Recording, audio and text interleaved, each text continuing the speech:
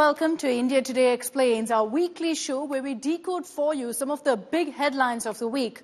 On the show today, we'll lead with our explainer on electronic voting machines amid the Election Commission attempting to put to rest all the speculation on whether EVMs can be hacked.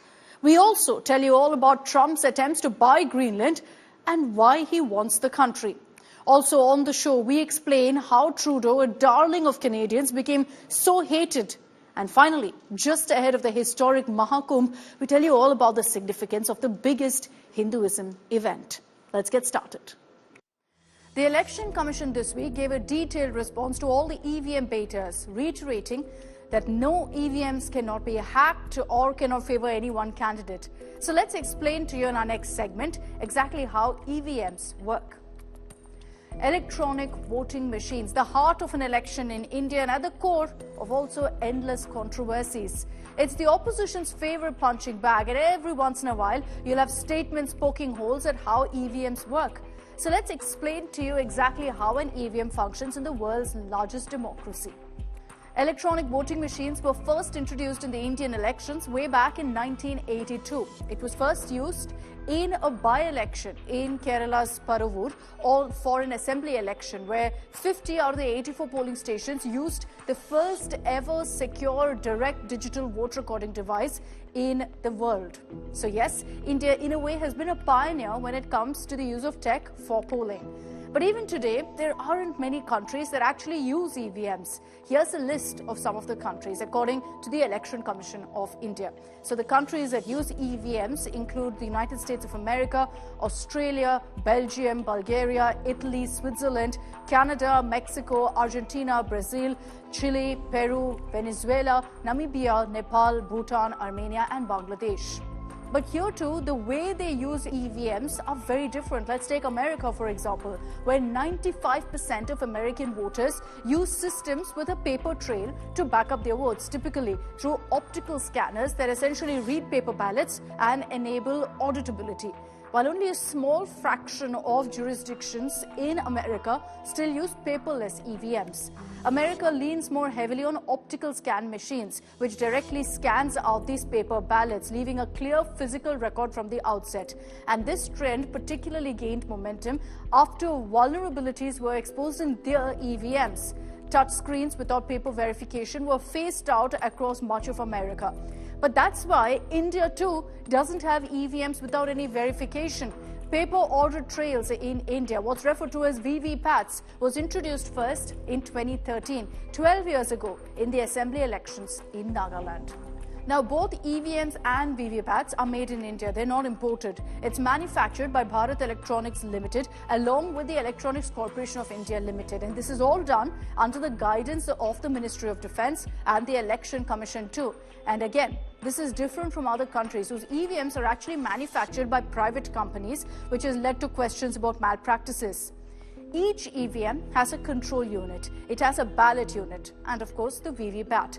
The machine on which you choose and cast your vote is the ballot unit, the image that you're so familiar with of the EVM. The Election Commission can connect up to 24 ballot units to the control unit. So while one ballot unit can have a list of 16 names or candidates, including the nota option, the fact that you can connect so many ballot units to the control unit means one EVM can actually have 384 candidates. Also, one machine can be used to register 2,000 votes. But to ensure there is no room for any problems, the Election Commission in India usually uses an EVM to register 1,500 votes only. So how much does an EVM cost? Well, an electronic voting machine costs about 35,000 approximately, but the cost keeps changing based on the price negotiation committee. This is a committee which was constituted by the government. Let's get right down to it. The meat of the controversy surrounding EVMs in the country, primarily raised by the opposition, who've questioned and raised doubts about EVMs malfunctioning and being hacked. First of all, EVMs used in India are standalone units, essentially meaning that they don't have to be connected to a power source, they don't need internet connectivity. So when it's not connected to any external source, it becomes impossible to hack. Netherlands and Germany are some countries that actually abandoned electronic voting, which were networked machines essentially. So that's unlike India's EVMs, which is why they had several concerns. Now, the latest EVMs which are being used, this is the third generation EVMs referred to as the M3 machines. That's what the Election Commission is using. They're not connected to the internet. They cannot even connect to Bluetooth. So this makes them impenetrable through remote devices. And these M3 machines, if they're opened or tampered with in any way before they're supposed to be, are designed to go into safety mode, which makes them inoperable, and therefore only the original manufacturer can actually reset the machine. And that's why the EC maintains that EVMs are completely foolproof.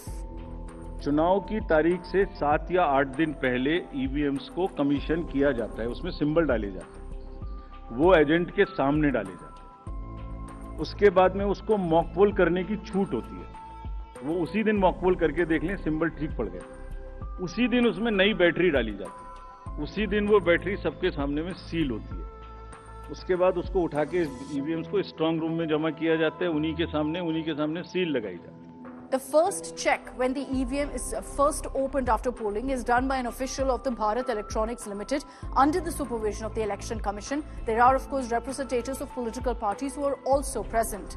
The only chance of failure really lies in the fact that the EVM is, at the end of the day, a machine, and so is vulnerable to failures. But does that mean that there can be foul play or that it can be hacked to favor one candidate?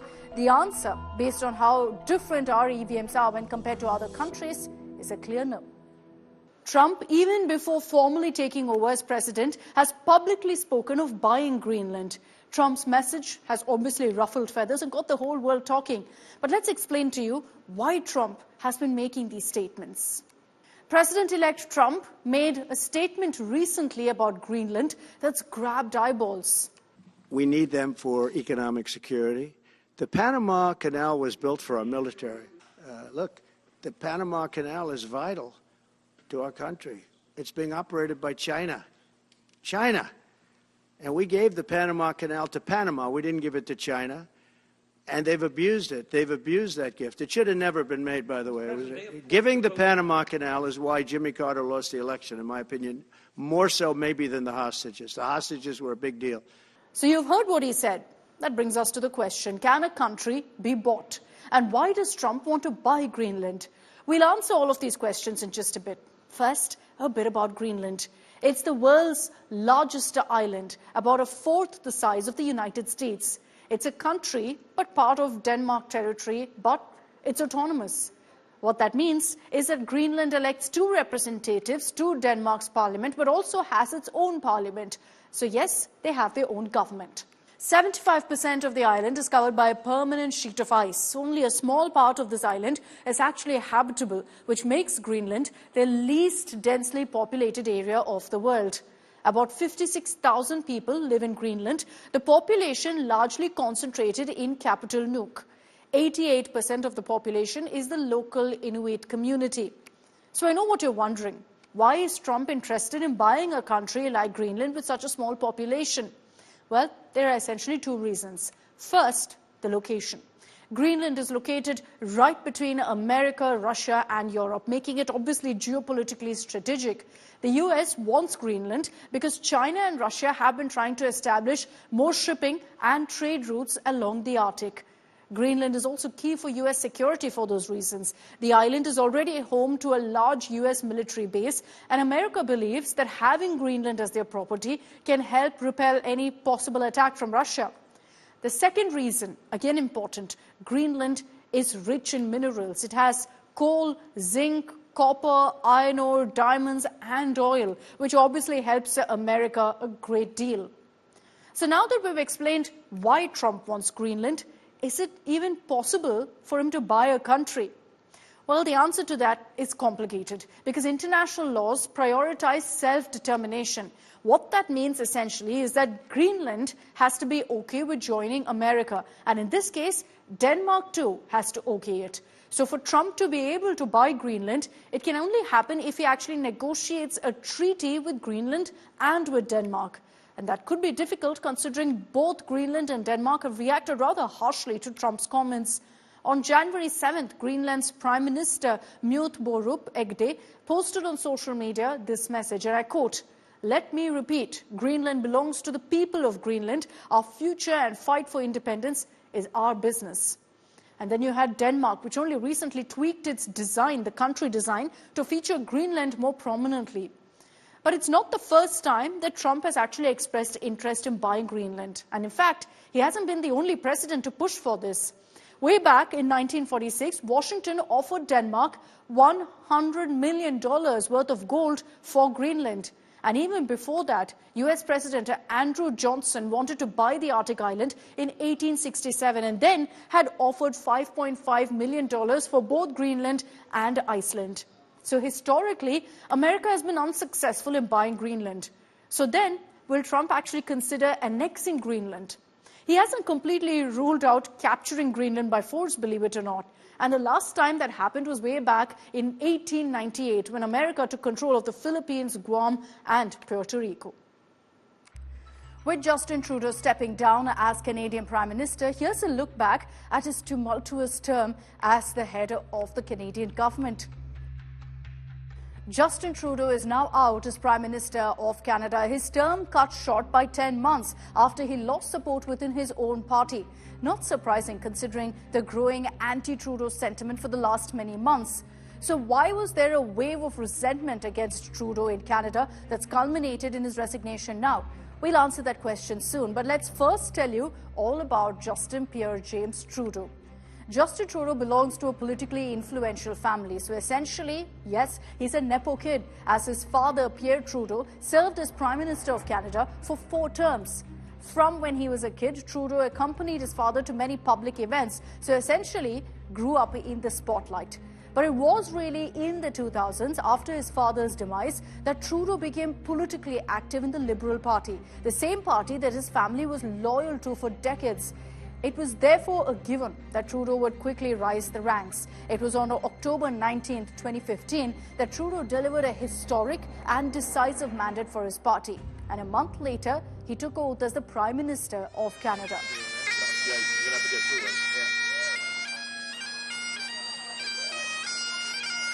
I, Justin P.J. Trudeau, do solemnly and sincerely promise and swear that I will truly and faithfully, and to the best of my skill and knowledge, execute the powers and trusts reposed in me as Prime Minister.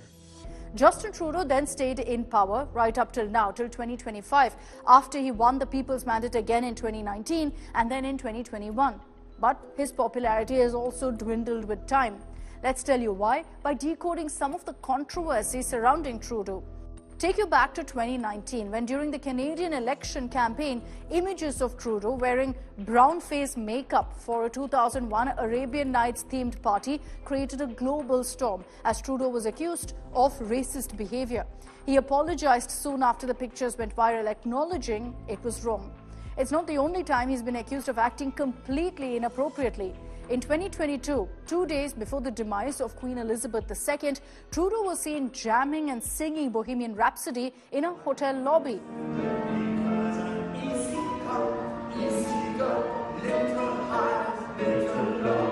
And then, in 2023, Trudeau was slammed for his behavior in the Canadian Parliament when he stuck out his tongue and winked at the newly appointed Speaker who was introducing the Prime Minister. Not the first time he faced fire for his behavior in Parliament, considering years ago in 2016, he was accused of elbowing a female parliamentarian. The incident became infamous as Elbowgate, and Trudeau apologized repeatedly for what had happened. And then, of course, who can forget his India trip in 2018? The only one by Trudeau as Prime Minister, indicative really of his cold ties with India. Trudeau during the trip drew ire of his and his family's choice of clothes.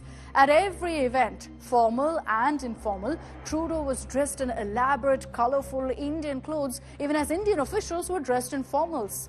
That's not all. Trudeau's now estranged wife was also photographed with a Khalistani terrorist, Jaspal Atwal, at an event in Mumbai, leading to further embarrassment for the then Canadian Prime Minister. So coupled with these controversies, the fact that Trudeau opened the doors to immigrants has led to widespread anger in Canada. So much so that Trudeau had to actually tweak his immigration move and admit that his previous one was flawed. When the post-pandemic boom cooled and businesses no longer needed the additional labor help, as a federal team, we could have acted quicker and turned off the taps faster. Now, it is time to make the adjustments to stabilize the immigration system that we need and get it working right for Canadians for right now. Immigration is primarily a federal job. We have the levers to rein it in, so we are. This is a big change, a major cut to immigration, reducing permanent immigration levels by at least 20%. A new string of measures to clamp down on temporary immigrants. That means a decrease in international students, temporary foreign workers. Canada's new immigration plan is straightforward. Lower the number of new immigrants coming into Canada, both temporary and permanent. And then there's the economy. Inflation is high. Unemployment rates have reached unprecedented levels. Housing costs are so high, most Canadians now can't afford to buy homes. And that's why by the end of 2024, the Trudeau government was rocked by a sea of resignations. From his transport minister to his housing minister to finally even the deputy prime minister of Canada, Trudeau stared at an all-out crisis as the message was clear. His own aides no longer had faith in him, and that's why now Justin Trudeau has been forced to step down. Well, one of the world's largest religious and cultural gatherings, the Mahakumbh, is set to commence on January 13th with the posh Purnima Snan and will conclude on February 26th along with Mahashivratri. This congregation primarily includes ascetics, saints, sadhus, sadhvis and pilgrims from all walks of life. Let's explain to you what exactly is Mahakumbh. The Mahakumbh Mela is a mass Hindu pilgrimage and has been taking place for thousands of years with its origins in Hindu mythology. Now, in Hindu creation myths, the gods and demons fought over a kumbh, which is a pitcher containing the nectar of immortality. But during the fight, 4 drops of that liquid fell onto earth. One at Prayagraj in Uttar Pradesh, one at Haridwar in Uttarakhand, one at Ujjain in Madhya Pradesh, and one at Nashik in Maharashtra. So then, how is the Kumbh site determined? So it's at these 4 places that I mentioned that the Kumbh Mela is held in rotation once every 4 years. Each site celebration is based on a distinct set of astrological positions of the sun, the moon, and the Jupiter. In the Sanatan tradition, an auspicious time for every important venture is determined by relating planetary movements to life on Earth. Now, the foremost planet that fixes the time of Kumbh is Jupiter, which is associated with learning and with wisdom. Since Jupiter moves through one zodiac sign in 1 year, it returns to the same sign after 12 years. Now, there are also different types of Kumbh. There's the Kumbh Mela, which occurs once every 4 years, rotating among 4 locations, which I mentioned earlier of Haridwar, Prayagraj, Ujjain and Nashik. There's the Ardh Kumbh, which takes place every 6 years and is held only in Prayagraj and Haridwar. The Purna Kumbh refers to the full Kumbh Mela held once every 12 years. It takes place on the banks of the Sangam in Prayagraj. Prayagraj district, formerly Allahabad, holds immense spiritual significance due to these mythological roots and its geography. It's home to the Triveni Sangam, which is the sacred confluence of the Ganga, Yamuna and the mythical Saraswati rivers, revered as Hinduism's holiest site. The Mahakumbh is celebrated after 12 full Kumbh Melas or the Purna Kumbh.